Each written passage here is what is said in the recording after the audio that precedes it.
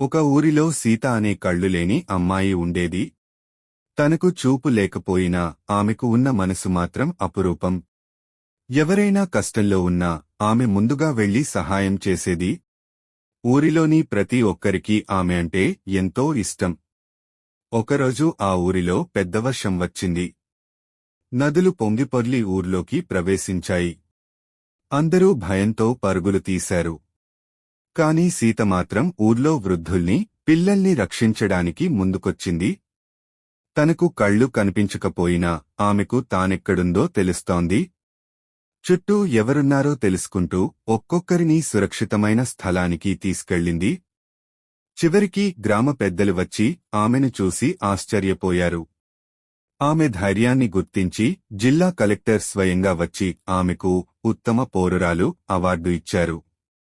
ఆమె మాటలు అందరికీ ప్రేరణగా నిలిచాయి. కళ్లతోనే కాదు, మనసుతో చూడగలిగితే ఈ ప్రపంచం ఇంకెంతో అందంగా కనిపిస్తుంది.